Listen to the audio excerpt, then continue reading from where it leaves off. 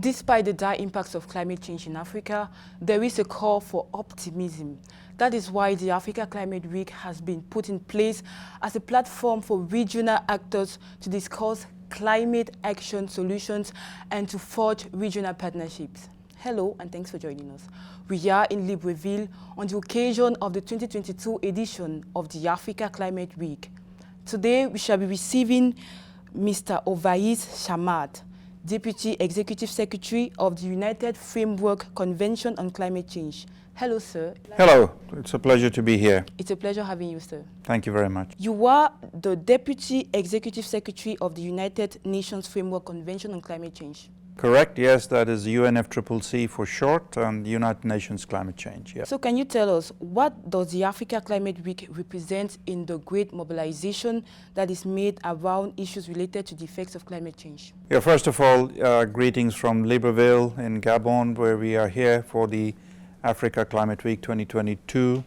And it's an extremely important platform and an event that is organized by our organization to bring different stakeholders together from the region and beyond to highlight the importance of the gravity of climate change impacts in African continent, but also around the world. Now, why it is important to do it now is because in 2 months' time, we will be going to Sharm el-Sheikh for the global conference, which is referred to as COP27.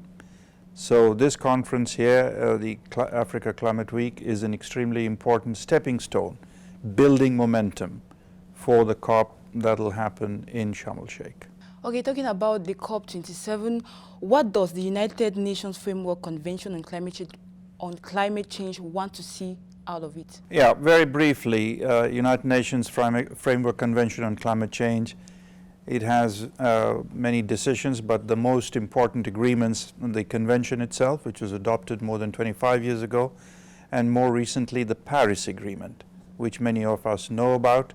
Now, the Paris Agreement requires that all countries, and 197 countries around the world signed up to the Paris Agreement and agreed to limit greenhouse gas emissions and to limit global warming to 2 degrees and preferably 1.5 degrees since the Industrial Revolution. But unfortunately, that is not happening. So our organization is about making sure that all those countries come back together and honor the commitments to remain within those goals of Paris Agreement. And last year in Glasgow at COP26, the implementation guidelines, the so-called rule book, was finalized, and we are now here to make sure that that commitment is implemented by everybody. Okay, sir, in that same light, climate campaigners have been stressing the fact that Africa contributes just 4% of global gas emissions, but yet it is highly threatened by the climate crisis. So does this argument resonate with the developed world? And I'd also like you to tell us how the United Nations Framework Convention on Climate Change is helping to curb this crisis in Africa. Yeah, that's a very good question. Now, as I said, the United Nations, we provide a platform for all countries around the world to come together to understand what is happening. And as you said, Africa has contributed to the least in terms of greenhouse gas emissions, but is suffering the most. And that is exactly what our platform, our intergovernmental process, provides the opportunity for all stakeholders, including countries from Africa and the developed countries, to come together to understand the implications and to find common and solutions that are acceptable to everybody. But we in the United Nations Climate Change, we continue to emphasize where the needs are and what are the impacts and how urgent it is to ensure those needs are fulfilled. Okay, we know that there are efforts that have been put in place, but with the coming of the COVID-19 pandemic and the war in Ukraine, so how has this crisis affected these efforts to address these climate issues? Yeah, those are unfortunately the geopolitical situations that are happening around the world, as you mentioned. COVID, the recent crisis in Russia, Ukraine, and other crises around the world, and more recently, as we speak, in the last few days, huge flooding that has happened in Pakistan, for instance, and the drought that is happening in many parts of Africa, including Sahel. So all of that has put pressure on the multilateral system and on all stakeholders who need to take action, to be more decisive, to be more ambitious, but instead they are shifting their attention to these other crises. And our message to them is that is dangerous. We shouldn't do that. Climate change remains the most drastic and existential crisis the world is facing.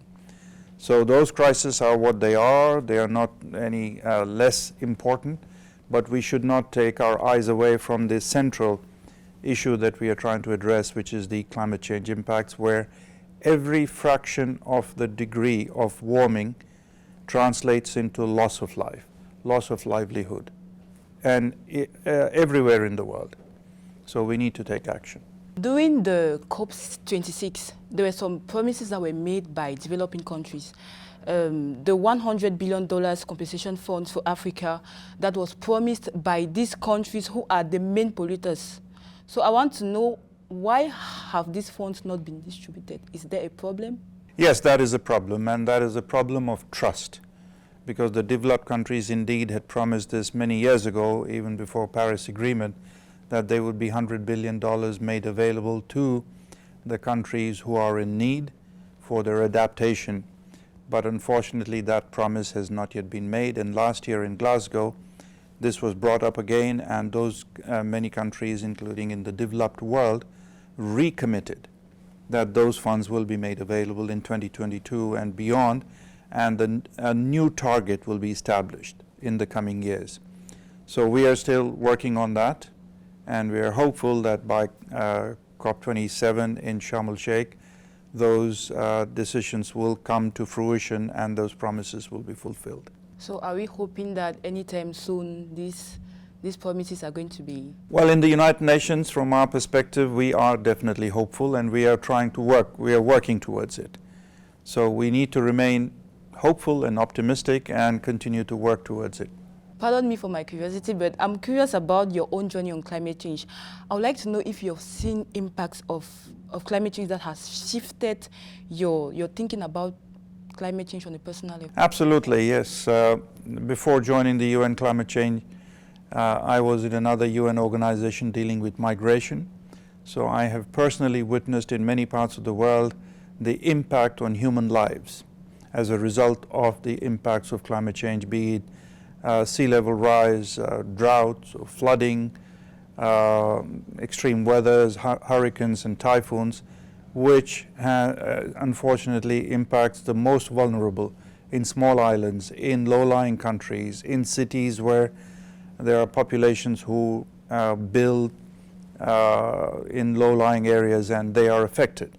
And I have seen personally lives that have been lost and livelihoods that have been affected.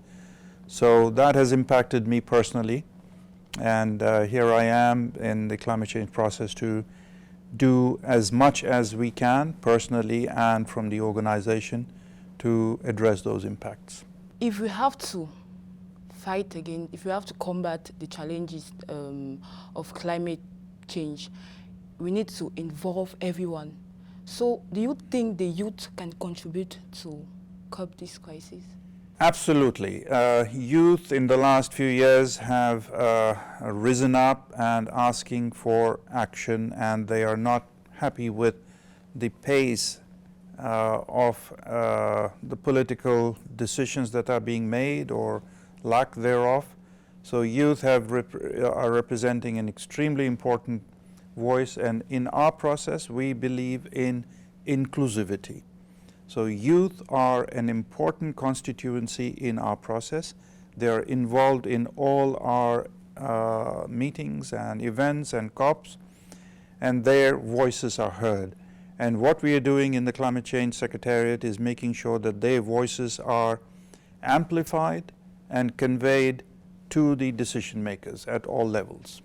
So yes, youth are absolutely very, very important. So to conclude, what should we be expecting by the end of the COP27, which is taking place in November in Egypt? Yeah, in summary, what we would want is, at the end of COP27, very good outcomes that are represented by all countries who will commit to step up efforts to limit the greenhouse gas emissions, to shift from fossil fuels to renewable energy sources, to provide the funding to the developing countries who need it for adaptation, and to ensure that youth and civil society and everybody, especially also the private sector, are included in the solution to address climate change. Thank you for honoring our invitation, sir. Thank you very much, and it's a great pleasure. We are looking forward to a successful COP27 in Egypt. And thank you very much, and you in the media also have an important role to play to convey these messages to the audiences that are listening to you. That was it for this interview. Thank you for watching us, and stay tuned for more programs on Africa 24.